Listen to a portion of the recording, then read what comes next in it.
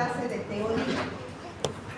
Ya son los últimos temas ya de teoría. Debería de darlo en 2 clases, pero voy a darlo en esta clase porque necesito las clases de teoría para terminar con las exposiciones.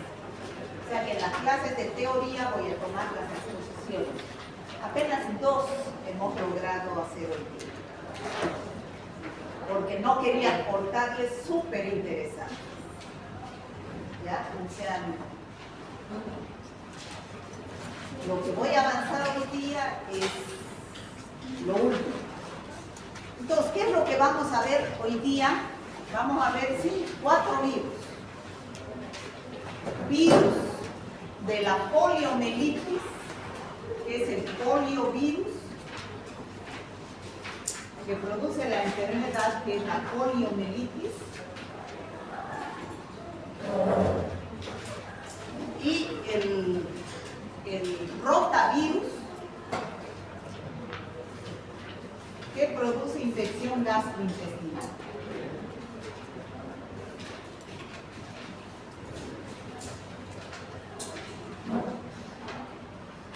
Y vamos a ver 2 virus que producen fiebres hemorrágicas.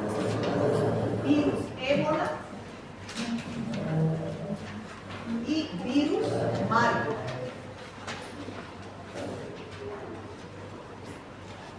Marburg, o algunos dicen virus Marburg. ¿Ya? Entonces, vamos a empezar con el poliovirus. El poliovirus, o virus de la poliomielitis. A ver, primero, ¿qué es la poliomielitis? ¿Ustedes tienen idea de lo que es la poliomielitis? A ver, ciérrelo la puerta ya, por favor. ¿Puede ser una rápida? Sí, sí.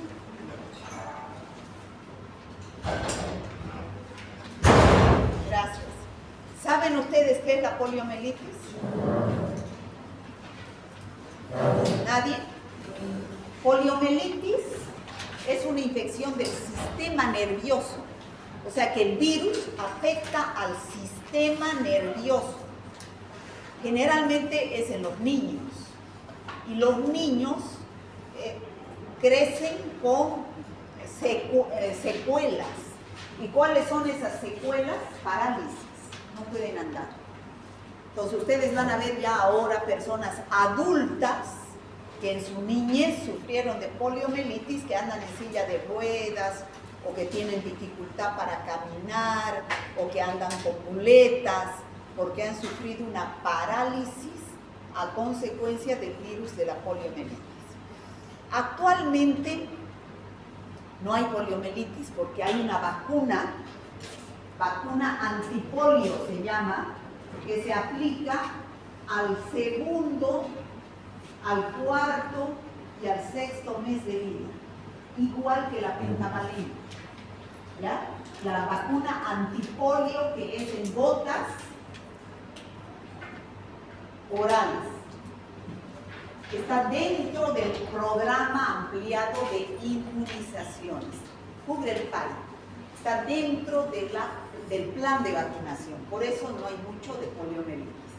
Este poliovirus pertenece a la familia Picornaviridae, taxonómicamente hablando, su clasificación, del género enterovirus. Eso es importante. ¿Qué significa entero? Entero es intestino. O sea, virus que están en el intestino de las personas enfermas o portadoras. No son parte de nuestra microbiota. Estos virus, si no son parte de nuestra microbiota, ¿en quiénes están? En los pacientes enfermos de polio o portadores de polio. Me dejo entender, ¿no es cierto? No son parte de nuestra microbiota del intestino. Solamente se elimina por las heces personas enfermas o portadoras. Por eso pertenecen al grupo, al género de los enterovirus. ¿Qué es la poliomielitis? Como les decía, poliomielitis o polio también se llama, es una enfermedad viral que afecta al sistema nervioso, a la médula espinal, causando debilidad muscular y como consecuencia parálisis. El virus de la polio entra en el organismo. ¿Cómo es el mecanismo de transmisión? ¿Cómo es la epidemiología de la infección? ¿Cómo ingresa el virus? ¿Por dónde? Vía oral. Vía oral. O sea, ¿cuál es la fuente de infección del virus de la polio? Las heces de personas enfermas o portadoras, generalmente los niños. Entonces ingresa la vía de transmisión en la persona adulta.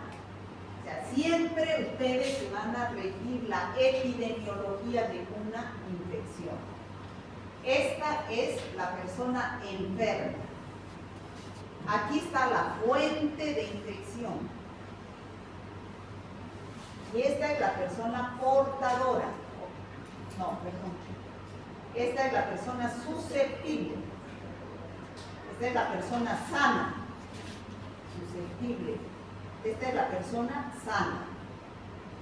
Entonces, ¿por dónde está el virus? El virus se elimina por las heces y ingresa por la boca, a través de agua y alimentos contaminados con heces de una persona infectada. Bueno, es un virus antiguísimo, fue descrito por primera vez en el siglo XIX, después de la Segunda Guerra Mundial. Salk ya creó una vacuna con virus muertos, y Sabin ya creó la vacuna que actualmente utilizamos, la vacuna de Sabin se llama, que ya es por vía oral, o sea, en gotitas.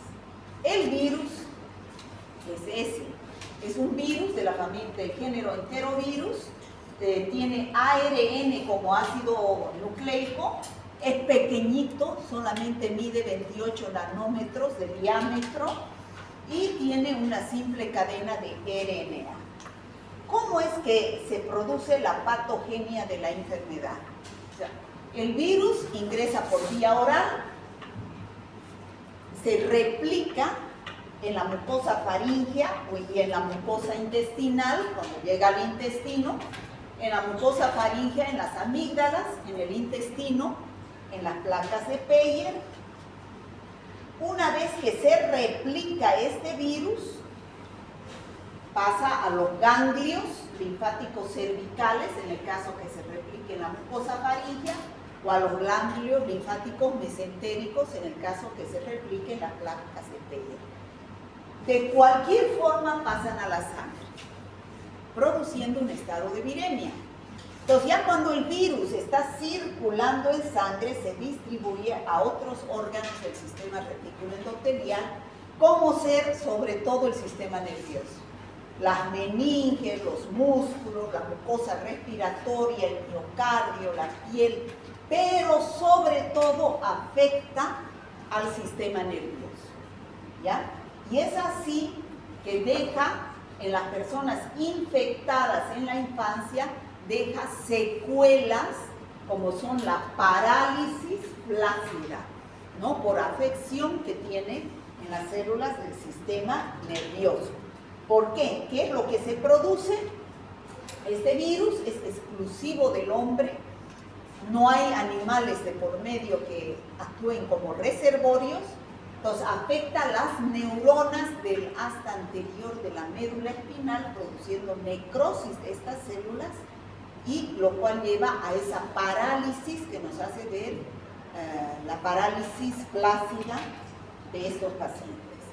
Bueno, en esencia, eso es la poliomielitis, pero más bien que del 100% de estos pacientes, que reciben el virus por la boca, no todos llegan a producirse esa parálisis flácida. La mayoría, un 90-95% de los casos, presentan una infección inaparente. ¿Qué dice? A ver, Calustro, ¿usted habrá recibido alguna vez el virus de la polio? ¿Se habrá comido? ¿Se habrá tomado? ¿Sí? Supone que en la vacuna. No, las vacunas son para prevenir. No sabe. No sabemos. No sabemos si alguna vez hemos comido o hemos tomado virus de la poliomielitis. ¿Por qué? Porque en el 90-95% de los casos son asintomáticos, inaparentes. ¿Cómo podremos saber si alguna vez hemos estado en contacto con este virus? ¿Quién me puede decir? ¿Ah? Serología, sacarnos sangre todos y buscar IgG contra el virus de la polio, inmunoglobulinas IgG. Si nos da positivo, hemos estado en este grupo del 90-95% de los casos, ¿ya? Y de ese otro 90-95, ¿cuánto falta para el 100? 5 a 10. Ese 5 a 10% está distribuido. 4 a 8% de los casos sufre una poliomielitis abortiva. ¿Qué significa? Que no llega a ser una poliomielitis verdadera. Sufre una poliomielitis abortiva. El paciente tiene fiebre, cefalea, anginas, náuseas, vómitos, puede pasar desapercibida. 4 a 8% tiene leves síntomas. Luego tenemos que un 1 a 2% les da meningitis. O sea, este es un virus que produce meningitis viral. Hemos visto cuando hemos avanzado bacterias del sistema nervioso, infecciones del sistema nervioso, ¿cuáles son las más graves meningitis? Las producidas por las bacterias son más graves, ¿no? El líquido cefalorraquídeo es turbio. En todas las meningitis el paciente presenta la tríada. ¿Cuál es la tríada? Cefalea, rigidez de nuca y fiebre. Entonces, pero las más leves son las meningitis producidas por virus. Ya hemos visto un virus que produce meningitis. ¿Cuál era? El virus del herpes producía meningitis en algunos casos, en los neonatos. Aquí produce también meningitis, este virus de la polio, ¿no? Entonces, en el 1 a 2% de los casos solamente va a dar meningitis viral, donde va a haber un líquido cefalorraquídeo ligeramente opalescente, con 1 a 2% de probabilidad de que se produzca esta enfermedad, ¿no? Y con predominio de mononucleares. Esa forma grave que hemos dicho de parálisis que afecta al sistema nervioso, más bien que es la forma paralítica, que es por lo que nos preocupa la poliomielitis, se presenta en el 0,1% de los casos. ¿Qué dice?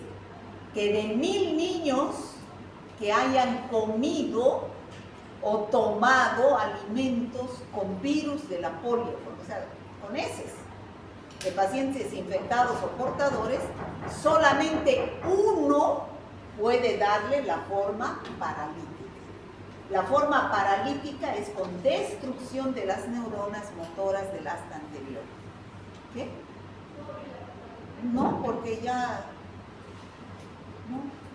no es pues de que vengan a la hora que quieran.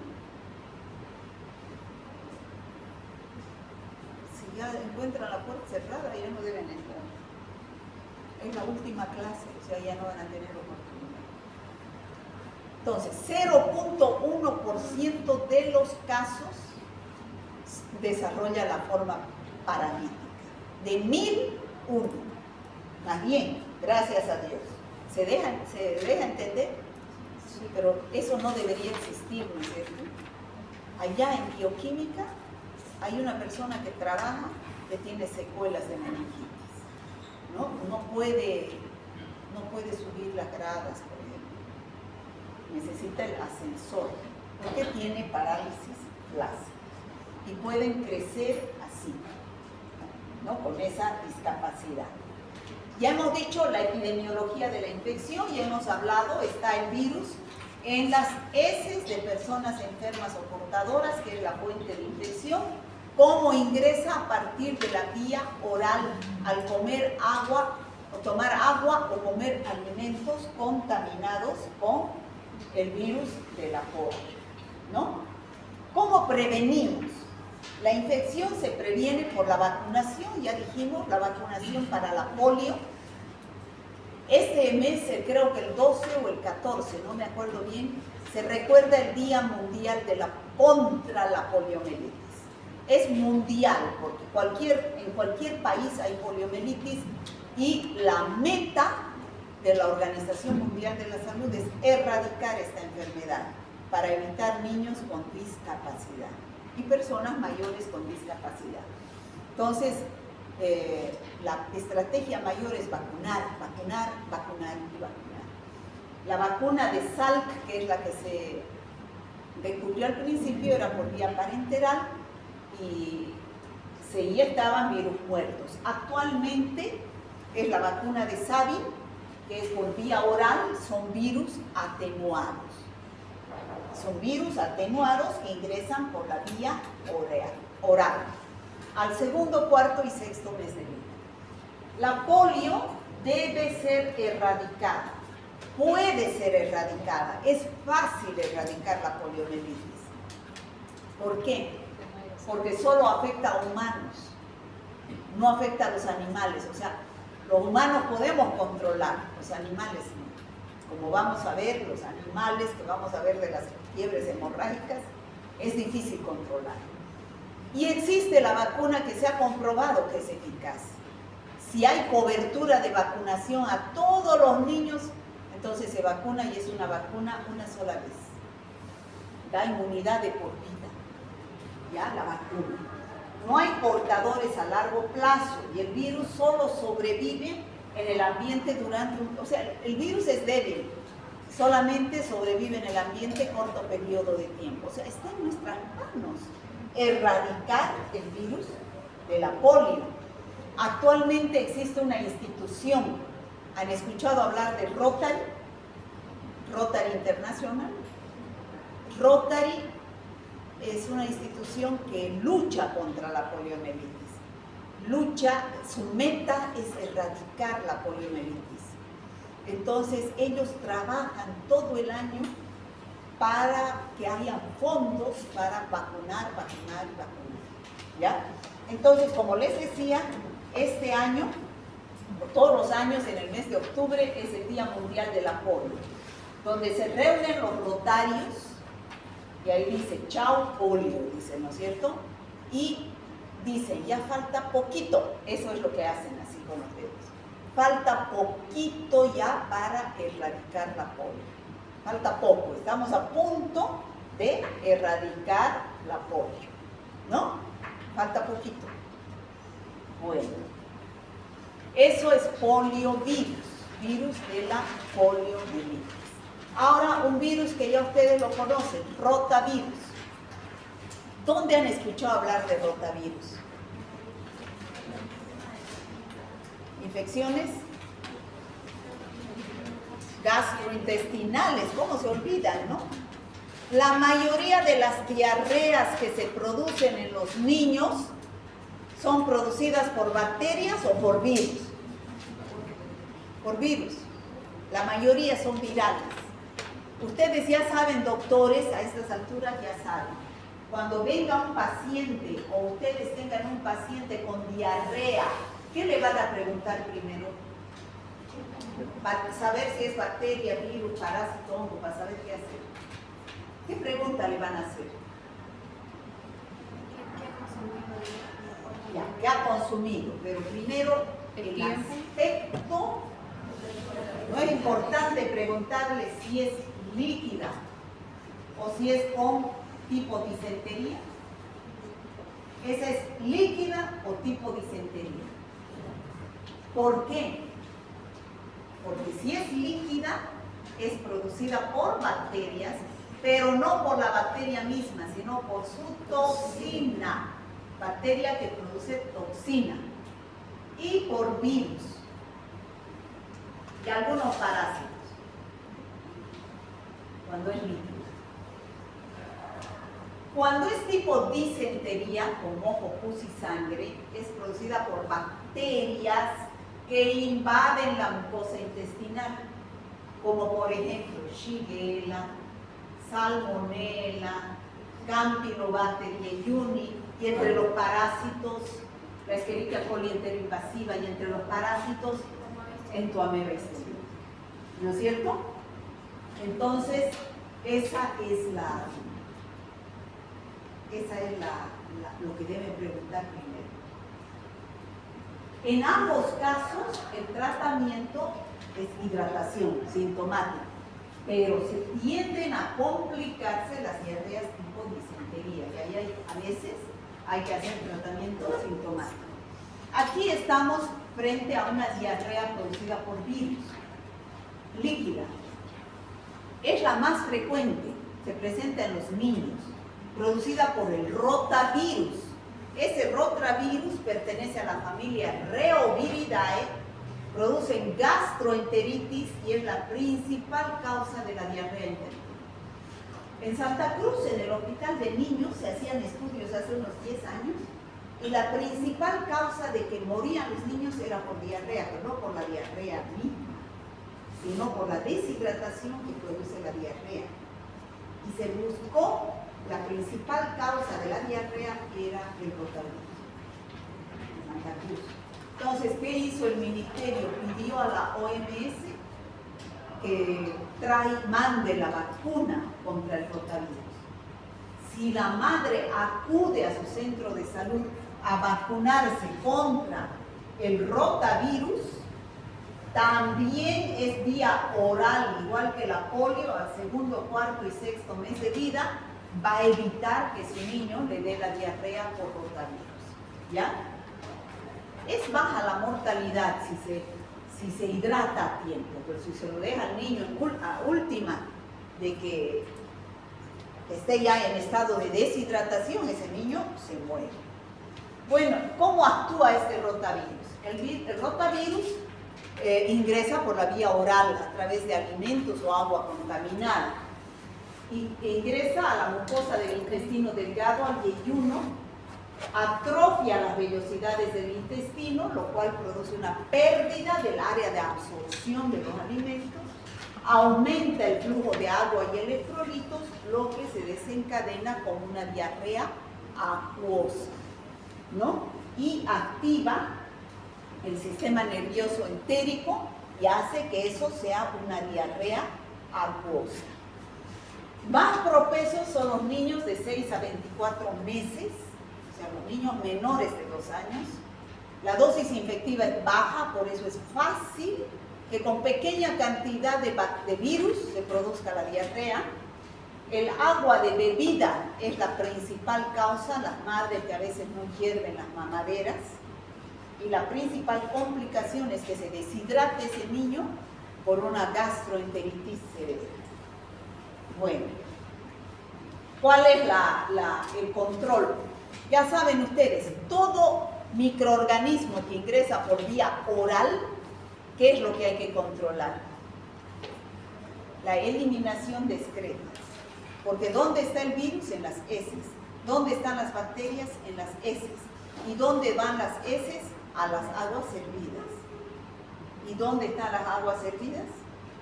¿Hay algún veniano aquí? ¿De Trinidad? ¿Hay alguno? ¿No hay?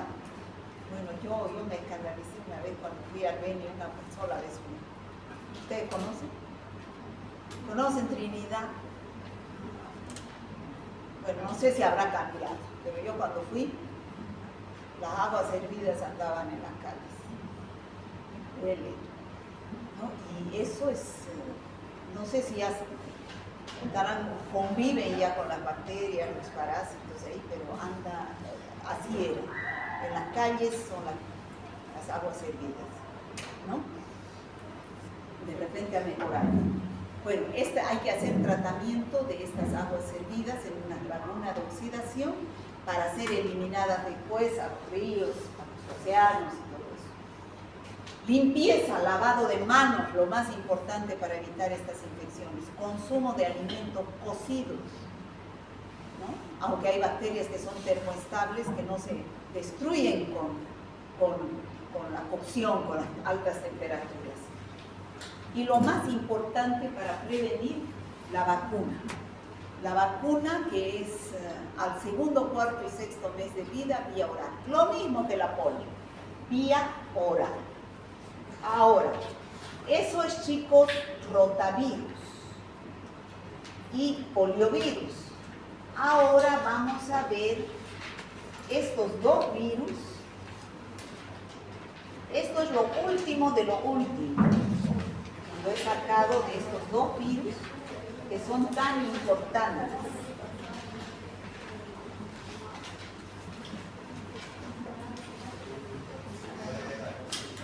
¿Qué fue? ¿Qué pasó? Bueno, el virus ébola y el virus Marburg. Marburgo, dicen algunos virus. Estos virus son los más graves del mundo actualmente. ¿Han escuchado hablar? Nancy, ¿escuchó hablar del virus ébola? ¿Sí? Zoonótica, que viene de los animales. Ustedes no han debido escuchar del virus ébola. Había una epidemia en el año 2014, creo que ustedes recién nacieron, ¿no? ¿Qué año? ¿2005? Acá eran niños entonces. Pero el ébola es una enfermedad mortal, igual que el Marburg. Hemos hablado en la anterior clase de fiebres hemorrágicas que hay en Bolivia y que hay en la Argentina. Argentina y boliviana transmitidas por ratones. El ratón es el reservorio. Aquí estas fiebres hemorrágicas, como su nombre indica, porque producen hemorragias graves. La transmisión no es por ratones, es por las secreciones biológicas, especialmente la sangre de las personas enfermas o portadoras. Estos dos virus producen enfermedades graves. Son tan graves que de 10 personas que se infectan, 5 a 9 se mueren. La tasa de mortalidad es del 50 al 90%. Altísima. De las enfermedades virales que vimos la anterior semana, era el 30%. 50-90%. Producen fiebres hemorrágicas virales que dañan los vasos sanguíneos y provocan, y ese daño a los vasos sanguíneos hace que no llegue sangre a los órganos, lo cual provoca una disfunción orgánica, hemorragias internas graves. El paciente entra en un shock hipovolémico y muere. La transmisión ocurre al entrar en contacto con los fluidos corporales. Yo tengo ébola y al tener ébola tengo todos mis líquidos biológicos con virus, pero diferente carga viral. ¿Cuál será el líquido biológico que tiene mayor carga viral? La sangre. La sangre es el líquido biológico más importante. Clínica: fiebre, mialgias, artralgias, vómitos, diarrea, igualito que cualquier enfermedad viral en su periodo prodrómico. No me doy cuenta. Hasta que llegan las hemorragias y me muero en una semana. Así es de grave la... Vamos a entrar primero a describir el ébola. El virus ébola fue identificado, es uno de los últimos virus fuera del SARS-CoV-2. Este ha sido descubierto en el año 1976. ¿Por qué se llama ébola? Porque estos dos virus, bueno, el virus originarios del África, pero este ébola fue descubierto en África y el otro virus, Marburg, viene del África, pero fue descubierto en Alemania. Este se descubrió cerca del río Ébola, en la República del Congo. Antes se llamaba Zaire, a esa república, ahora se llama Congo. Desde entonces se han presentado varios brotes, pero todos en el África, ¿ya? El brote del 2014 fue el más grande, murieron gran cantidad de gente. Aquí vivíamos en vigilancia epidemiológica, viendo los vuelos que llegaban del África, ¿no? O de gente que llegaba del África. Los países que resultaron más afectados fueron Guinea, Liberia y Sierra Leona en el África, en el año 2014. ¿Cómo es que produce esas fiebres hemorrágicas estos virus? El virus tiene ARN, pertenece a la familia Filoviridae. ¿Cuáles son sus sitios blancos de acción?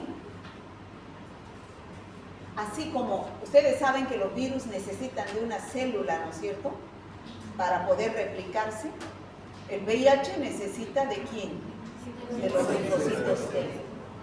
El virus de la rabia necesita de los células musculares, las dendríticas. Este virus, su sitio blanco de acción son los macrófagos, nuestras células de defensa. Vienen los macrófagos a quererlos fagocitar y más bien los virus entran ahí y empiezan a replicarse y al final lo destruyen al macrófago, dejándolo al paciente inmunodeprimido. Entonces, su sitio blanco de acción son los macrófagos, estos virus.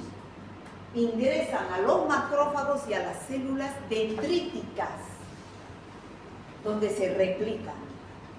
Eso hace que la replicación del virus produzca un proceso inflamatorio.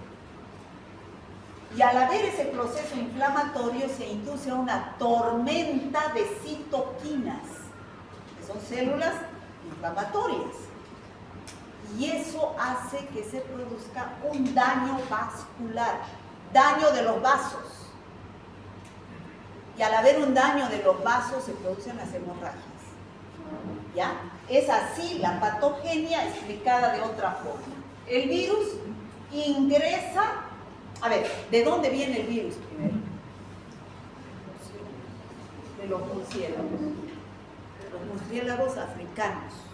Y hay unos murciélagos en el África que son murciélagos de la fruta. Murciélagos frugívoros, se los dice. Esos murciélagos africanos infectan a los monos. Estos monos, a través de sus secreciones, infectan al humano. Pero ¿por dónde ingresa al humano estos virus? Por vía cutánea. Una microherida que uno tenga y que se ponga en contacto con estos monos, ingresa el virus. Entonces el virus que ingresa tiene predilección por los macrófagos y las células dendríticas. Lo cual, ¿qué hace? Que produzca una tormenta de citoquinas, lo cual produce un proceso inflamatorio, un daño vascular y se desencadenen las hemorragias, ¿no? Y eso puede llevar a la muerte. Aquí está, ¿ven? El virus ingresa al cuerpo por contacto con fluidos infectados y penetra a las células del sistema inmunológico como macrófagos y células dendríticas. Se replica activamente dentro de estas células, alcanzando altos niveles en sangre, alcanzando un grave estado de viremia y de ahí se disemina a los ganglios linfáticos, al hígado y otros órganos a través de la sangre. Se replica masivamente en estas células, lo cual produce esa respuesta inflamatoria con una tormenta de citoquinas que aumentan la permeabilidad de los vasos sanguíneos, contribuyendo a un daño endotelial y coagulopatías y hemorragias. Entonces, ¿quién produce ese daño tan grave?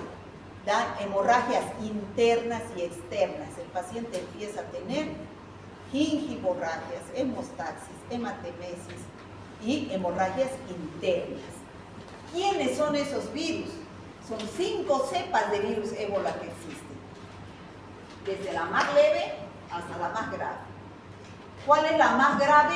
La llamada virus ébola de Zaire. Fue descubierta, la primera que se descubrió en el Congo, antes se llamaba Zaire ese lugar. Es la cepa más conocida y frecuente, la que provoca brotes más graves y con una alta tasa de letalidad de más del 90%. Luego tenemos el virus ébola de Sudán. Ese se descubrió en Sudán. Es otro lugar del África.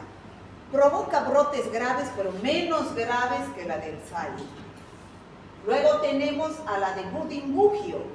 Es otra cepa ébola de Budimbugyo descubierta en Uganda y el Congo. Produce brotes, pero menos siempre que la primera, que es del Zaire.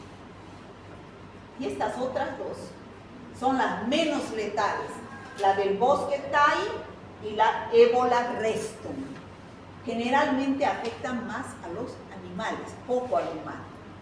Pero esas son las 5 cepas de virus ébola. ¿Por qué se diferencian? Porque tienen diferente grado de letalidad y se encuentran en diferentes regiones, ¿no? ¿Cómo es el mecanismo de transmisión? Ya les había dicho, su origen son los murciélagos de la fruta en África. Infectan a los animales salvajes y de los animales salvajes al humano. Y del humano al humano. Generalmente, ¿dónde es la transmisión de humano a humano? Cuando ya estos pacientes llegan a los hospitales desangrándose. Llegan desangrándose. ¿Y qué es lo que sucede en los hospitales? A ver, ¿por qué se transmite el otro? ¿Por qué? Porque no se usan bien las normas de bioseguridad. Exactamente, no se usan normas de bioseguridad. Por eso, ¿quiénes han sido los más afectados en esa epidemia que ha habido en 2014? ¿Quiénes? Personal médico. Médicos, enfermeras eran los que se morían. No solamente en el África, sino que iban esos médicos a atender a los pacientes, porque ha habido harta gente voluntaria que ha ido a atender al África como voluntariado y se han vuelto con ébola y han transmitido el ébola y se han muerto en Estados Unidos, ¿no? O sea, el origen es los murciélagos. Murciélago al mono, el hombre que se pone en contacto, este no va a ser un médico, pero el Marburg ha sido porque este hombre se puso en contacto con los monos sin normas de bioseguridad. Vamos a ver cómo ha surgido el Marburgo. Pero el ébola, este hombre se pone en contacto, este puede ser uno que tenga contacto con los monos. Y si ese mono está enfermo y el paciente presenta una microherida y se pone en contacto con la sangre del mono, entonces ingresa el virus y este paciente llega al hospital y en el hospital los médicos e enfermeras no usan normas de bioseguridad y se transmiten esto. ¿Por qué es tan grave este virus? Porque es nivel bioseguridad 4. ¿Qué significa eso? Ustedes en su primera lección de su guía tienen los niveles de bioseguridad de los microorganismos, de acuerdo al nivel de riesgo. Bioseguridad, que es los microorganismos nivel 1, ¿cuáles son? Los que respiramos, no producen infecciones. Ambientales. Nivel 2 son los que podemos manejar en el laboratorio, los cultivamos, como la Escherichia coli, Staphylococcus aureus, todos los que hemos estudiado. Pueden producir enfermedad en el hombre, pero no producen epidemias y tienen tratamiento efectivo con antibióticos. Nivel 3 pueden ser transmitidos en los laboratorios o de los enfermos a los de pacientes enfermos, producen enfermedades, pero son más transmisibles y hay tratamiento eficaz. Es el virus, la bacteria de la tuberculosis, Mycobacterium en tuberculosis. Produce enfermedad, pero es altamente transmisible. Pero si se trata a tiempo, hay tratamiento. Nivel 4 son estos. fiebre hemorrágica boliviana, fiebre hemorrágica argentina, Marburg, ébola, son nivel bioseguridad 4. ¿Por qué? Porque ingresan al organismo humano, se extiende fácilmente, producen graves epidemias y no hay tratamiento eficaz. Por eso es que tienen alto grado de mortalidad. Ahí es lo que les decía. Del murciélago al mono, del mono al hombre y del hombre al hombre. Esta transmisión de humano a humano es más en los hospitales, en los centros de salud. El humano infectado, la transmisión entre personas ocurre por contacto directo. Cualquier líquido biológico tiene el virus, pero más tiene la sangre. También se transmite por contacto con objetos contaminados. Yo agarro una pinza con sangre y tengo una heridita. Ingresa, ¿no? Ropa de cama, agujas, equipo médico. Los pacientes son contagiosos solo mientras presentan los síntomas y hay virus en la sangre. Las prácticas funerarias, si los pacientes se mueren de ébola o de Marburg, no debe hacerse velorios, deben ser enterrados o incinerados para destruir al virus y no continúe la cadena epidemiológica de transmisión.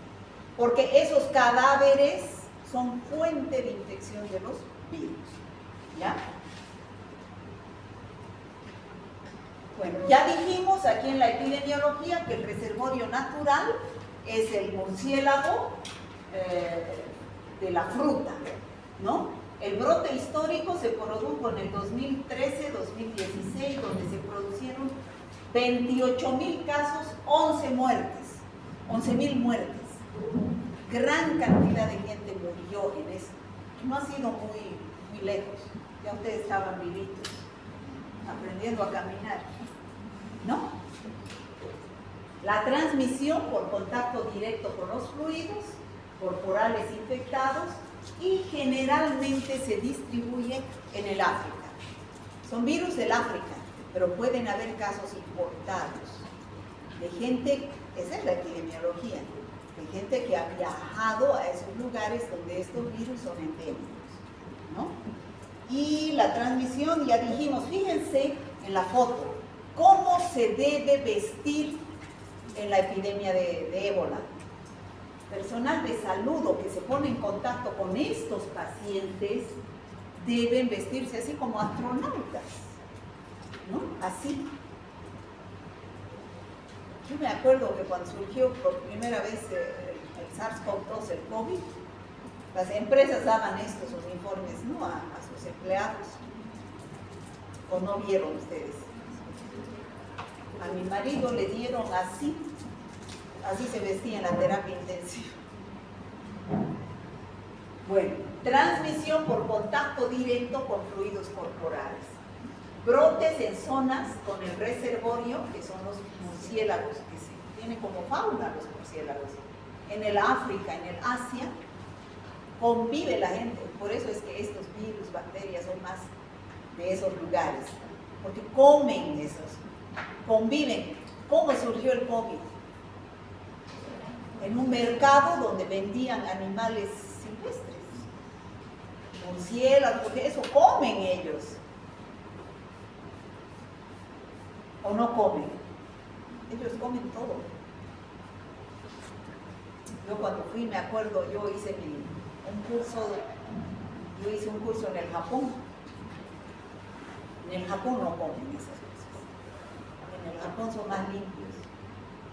Pero del Japón yo me vine a Hong Kong, a la China. ¿Qué diferencia del Japón con la China?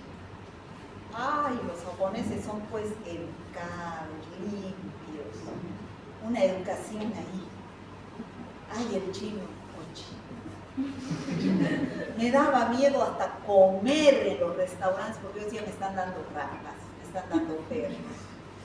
Comen cualquier cosa los chinos, ¿no? Entonces, por eso es que vienen tantos virus, que vienen tantas bacterias de estos lugares, ¿no? Alto riesgo de transmisión en el personal de salud. ¿Qué más? ¿Cómo se presentan los síntomas? Fíjense que en 10 días el paciente se muere. El primer día, su periodo de incubación de 2 a 21 días. Puede variar, puede ser que yo tenga contacto hoy día y de aquí a 2 días ya empiece la infección. ¿Cuáles son en el periodo prodrómico? El periodo prodrómico es igual que una gripe. Fiebre, cefalea, mialgias, artralgias, astenia, dolor abdominal, o sea, nada significativo. Recién empiezan los vómitos, diarrea, el día 7 a 9, y el día 10 fiebre alta, vómitos con sangre, ya empiezan las manifestaciones hemorrágicas. El día 11 aparecen hematomas, daño cerebral, y hay encefalopatías y sangramientos, empiezan la epistaxis, hematemesis, hemorragias y empieza a verse la sangre. Hay otros pacientes con hemorragia interna. El día 12 ya hay pérdida de la conciencia, convulsiones, desangramiento masivo interno y la muerte, ¿no? Entonces, fíjense, hasta aquí es el periodo prodrómico. ¿Cómo se diagnostica una enfermedad? Clínica, epidemiología y laboratorio. ¿Cómo podría diagnosticar ébola? ¿Qué pesa más? ¿La clínica? Cuando yo diagnostique la clínica ya está. Epidemiología. Si ya he confirmado un caso de ébola, tengo que estar con las antenas bien alertas a cualquier paciente que me presente esta clínica, ¿no? Y en esa época puedo hacer tratamiento y puedo salvar al paciente. Pero cuando ya viene acá, ya no se puede hacer nada. Tasa de mortalidad 50-90%. Alta mortalidad, hasta 90% en ébola, virus ébola variedad Zaire, ¿no? El más grave. Ahí están algunos síntomas que dijimos, mialgias, artralgias, y después el día 12, pérdida de la conciencia, convulsiones, aparecen los hematomas, o sea, gran cantidad de muertes. Como el otro parámetro, el laboratorio, los primeros casos diagnosticaré pues método directo, PCR, para buscar al virus. Los primeros casos digo, sí, es ébola, confirmo. El resto, ya cuando ha pasado más de los 12 días, buscaré anticuerpos por el ISA. Pero ya de nada sirve eso. Solamente por epidemiología y para buscar antisuero de pacientes que sobrevivieron. Si 1 a 4 sobrevivieron, esos pacientes son clave para sacarles el suero y transfundir a pacientes que están no en la fase hemorrágica, empezando la enfermedad. Y además la microscopía electrónica, si yo tengo un microscopio electrónico también puedo observar el virus. El hemograma me muestra leucopenia y trombocitopenia, leucocitos bajos y plaquetas bajas, lo cual produce alteraciones en la coagulación, hemorragias, ¿no? Y debo manejar con nivel de bioseguridad 4 en el laboratorio. Bueno, ¿cuál es el tratamiento actual? Fíjense cómo hay que vestirse, cómo se visten allá. Tratamiento, soporte vital. ¿Qué significa soporte vital? Evitar que el paciente se muera, hidratarlo, controlar los síntomas, soporte hemodinámico, eso es en una sala de terapia intensiva. Actualmente hay terapias experimentales, o sea, hacer tratamiento con anticuerpos monoclonales, especialmente con el ébola Zaire, que es el más grave. Esto es lo último. No había vacuna. Recién en el 2024 se ha aprobado una vacuna para el ébola. Esto se llama Zaire Ébola Virus. Esta vacuna está autorizada en varios países, recién en diciembre del 2024. Y se utiliza cuando hay epidemias. Me imagino que en el África vacunan a todo el mundo, porque es endémica la enfermedad. Para que no hayan esas epidemias donde ha habido tanta muerte y de ahí se han importado casos al resto del mundo, entonces se debe vacunar. Pero hay la vacuna ya, recién nuevita. ¿Cómo puedo controlar esta enfermedad? Aislamiento estricto de los pacientes diagnosticados. Los debo poner en cuarentena, fuera del contacto con el resto de la demás gente. Lo más importante, equipo de protección personal, nivel bioseguridad 4. Evitar el contacto con fluidos de estos pacientes. Educación a la comunidad. Ahí en el África se la pasan educando a la gente de que existen estos virus y que tengan cuidado de manejar los monos y todo eso. Se debe hacer rastreo de los contactos, o sea, vigilancia epidemiológica. Importante el control en los velorios. No debe haber velorios de estos pacientes. Directamente a enterrar a estos pacientes. ¿Está claro ébola? Sí. ¿Sabían de ébola ustedes antes de entrar aquí? Sí. ¿Habían escuchado hablar? ¿Sabían que era tan grave?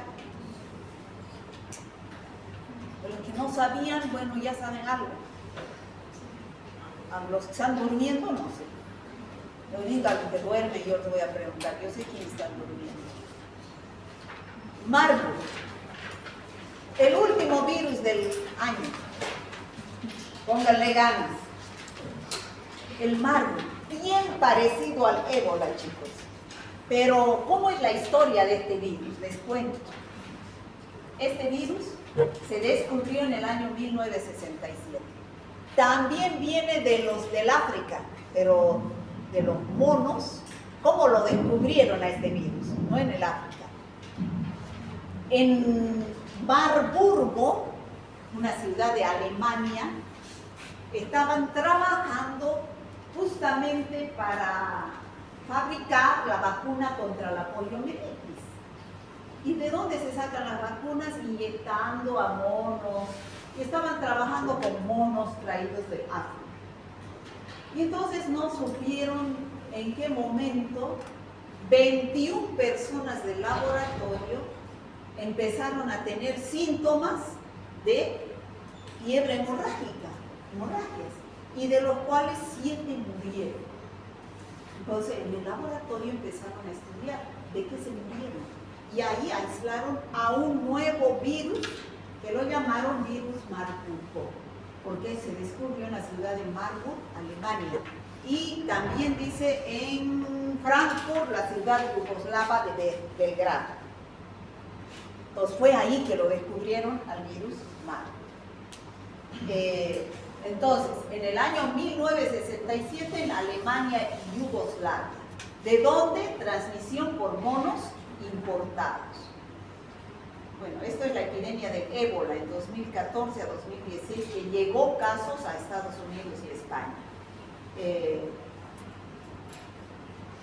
Hay cooperación internacional para evitar la diseminación de estos virus que nos vienen del África, ¿no?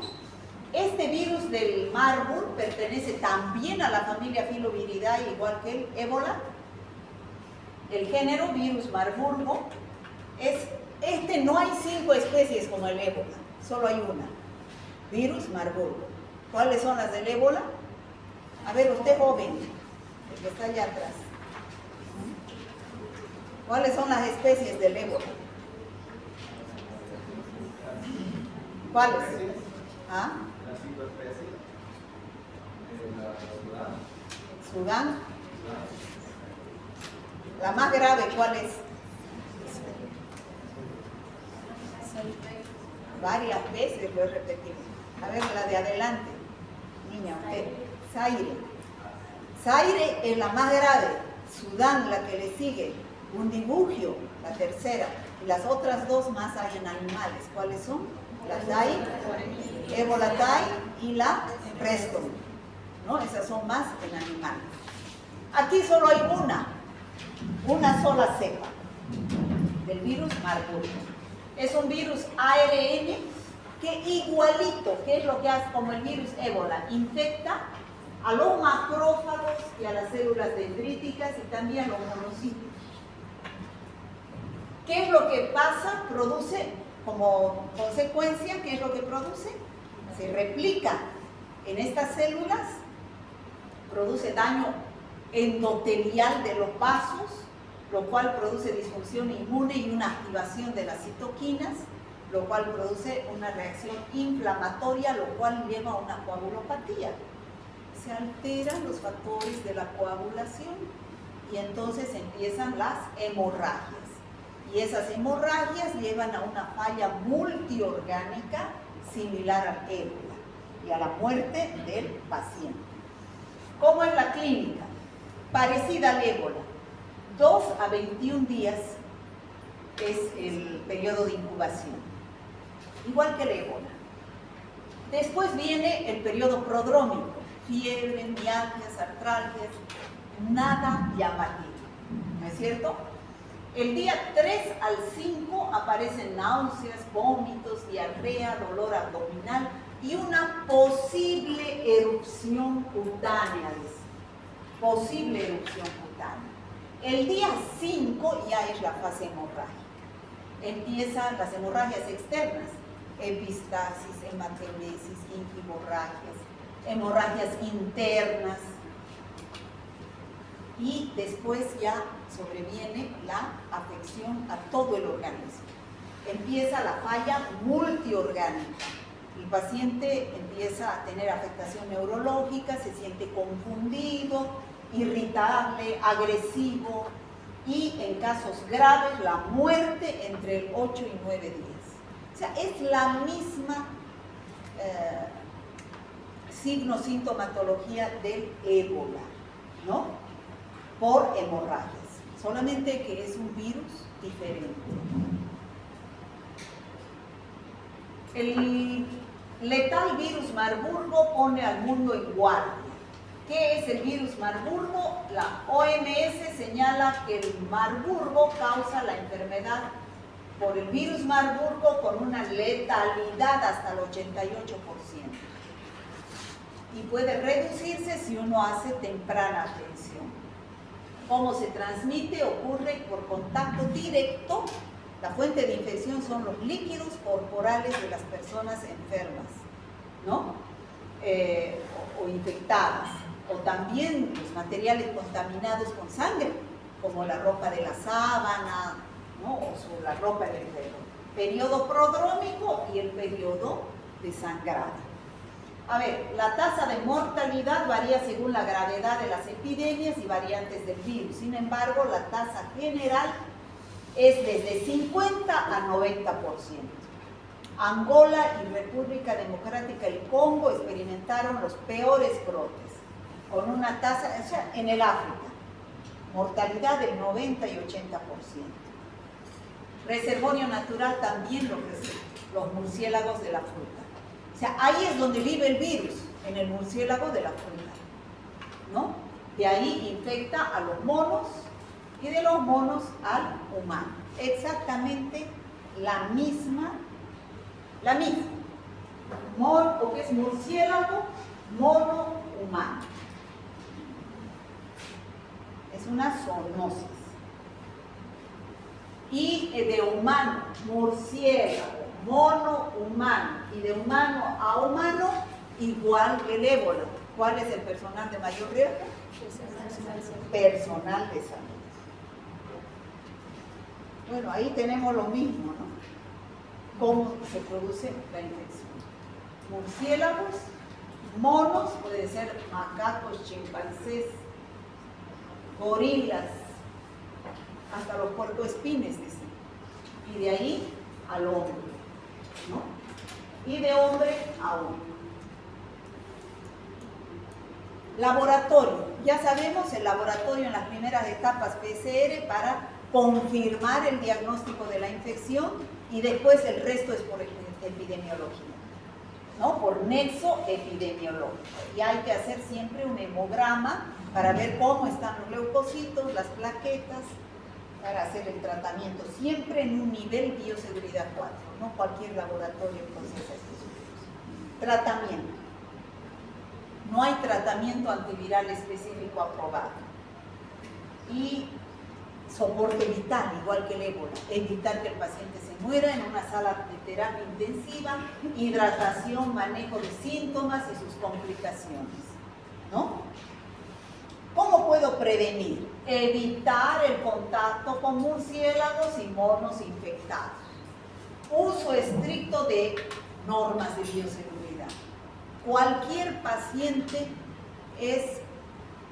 debo pensar que tiene cualquier microorganismo y puede ser la fuente de infección de cualquier enfermedad. Yo debo usar normas de bioseguridad para cualquier enfermedad. Aislamiento de los casos confirmados, ponerlos en cuarentena y control estricto de estas infecciones en los hospitales, ¿no? Aquí no hay vacuna. Las vacunas están todavía, como hablábamos esta mañana con los grupos, creo que no está aquí, todos los medicamentos, vacunas, pasan por fases. No se las saca, y pueden tardar años. No se la saca, la del COVID se la sacó tan rápido, pero tuvieron algunos errores, ¿no es cierto? Porque era la necesidad de sacarla tan rápido. Pero la mayoría de los medicamentos, vacunas, tardan años porque pasan por fases, se hacen estudios clínicos y recién cuando pasan la fase 4, se lanza al mercado cuando se ha comprobado que es inocua y que sirve para el tratamiento en humanos. No hay vacuna aprobada para el virus Marburg hasta antes de ayer, que es lo que yo he buscado, hasta el 2025, no hay. Existen 28 vacunas en proceso que están en estudio en diferentes etapas para ser aprobadas. Ninguna ha recibido todavía autorización oficial para su uso y la vacuna candidata más avanzada es la que se desarrolla en el Instituto SARI, que está recién en la fase 2, ¿no? O sea, no hay vacuna. Va a haber pronto para Marburg. Ahora, yo pregunté, averigüé, ¿el plasma sirve? ¿Cuál plasma? El plasma de pacientes que han sobrevivido a la infección. Si esos pacientes han sobrevivido a la infección, ¿tienen anticuerpos? Sí. Tienen IgG. Entonces, sí, el plasma de pacientes convalecientes se ha utilizado como tratamiento experimental para la enfermedad, para el virus ébola, sí, para el ébola. Que el ébola se descubrió antes que el Marburg. Pero se debe dar ese plasma cuando todavía no entra a la fase hemorrágica, cuando está en la fase prodrómica, ¿ya? Contiene anticuerpos neutralizantes que podrían ayudar a combatir la infección en pacientes agudos. Administrando en fases tempranas, cuando todavía la viremia no es alta. La OMS recomienda esta terapia, que todavía es experimental, promoviendo ensayos clínicos. O sea, si a que se muera el paciente, es mejor darle algo, ¿no es cierto? Esos son ensayos clínicos en humanos. Para demostrar su eficacia, aunque hasta la fecha la evidencia definitiva es limitada y se considera un tratamiento solamente complementario. O sea, está en fase experimental. En cambio, para el virus Junín y Machupo, que hemos visto la anterior semana, se comprobó que sirve. Para estos está en fase experimental. Y es lo último, ¿no? Perspectivas futuras. En el futuro es una amenaza real, porque el virus está en los murciélagos, tiene alta tasa de mortalidad y la epidemia está en juego, ¿no? Puede haber, si el virus está vivo. Bueno, hay avances prometedores, siguen investigando, porque tienen tanta alta tasa de mortalidad, pero están investigando para tener mejores pruebas de diagnóstico, las vacunas, y hay terapias en desarrollo como los anticuerpos monoclonales. En los sistemas de salud, sobre todo ahí en el África, donde es endémicas estas enfermedades, deben fortalecer las capacidades del personal de salud y dar educación a la gente, ¿no? Educación sanitaria de que existen esos virus, que tengan cuidado al manipular esos animales. El conocimiento y la prevención son claves para evitar futuras pandemias. Entonces, es necesario. Y en la actualidad, el virus Marburg y ébola, yo he buscado también, ¿han habido casos en Latinoamérica? Porque decían, ¿no?, cuando la epidemia del 2014, 2016, que habían casos ya en Brasil. No ha llegado, dice, a Latinoamérica, fueron falsas alarmas. Hasta la fecha, estos brotes de virus Marburg han ocurrido en África, con brotes recientes en Tanzania, Uganda, todo es en el África.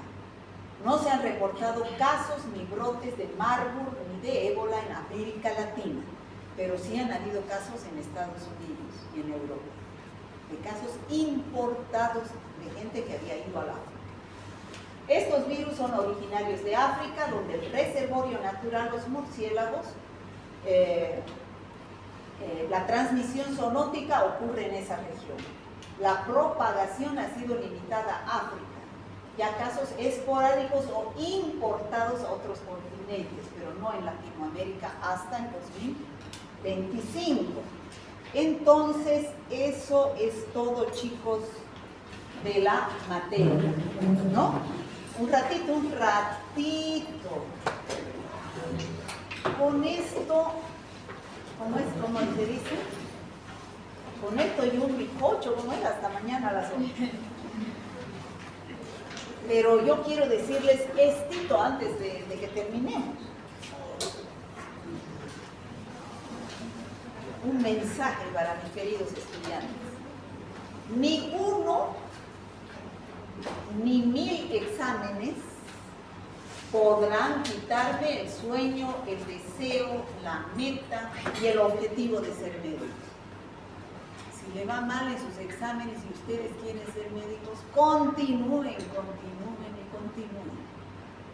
Porque si ya están terminando el segundo año, es nomás que están sobreviviendo. La teoría de Darwin dice, ¿no?, la sobrevivencia de los más aptos. Se van quedando en el camino. Yo eso les digo a mis auxiliares cuando empiezo el año. Papel de ustedes es no dejar desertar a sus alumnos. El que haga desertar a sus alumnos, le digo, ese no ha tenido éxito, es fracaso terapéutico.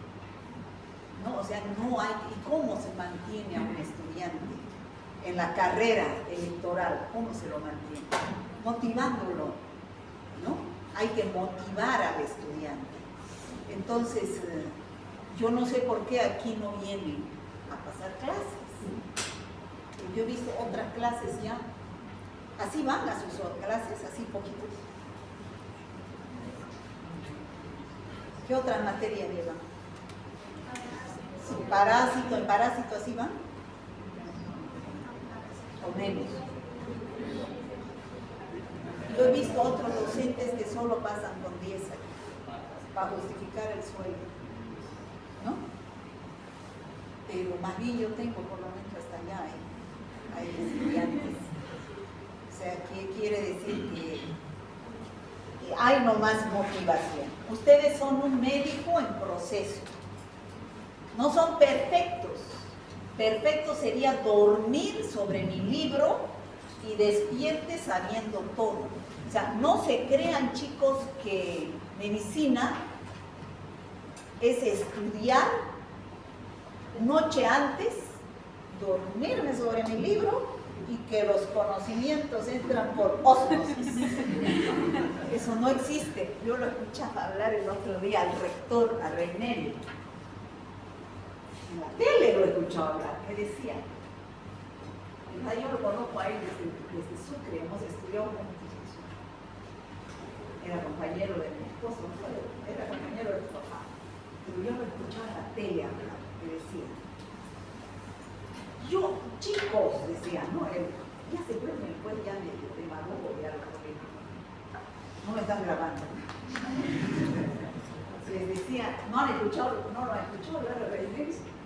Decía, chicos, tienen que estudiar todos los días, tienen que tener una metodología de estudio.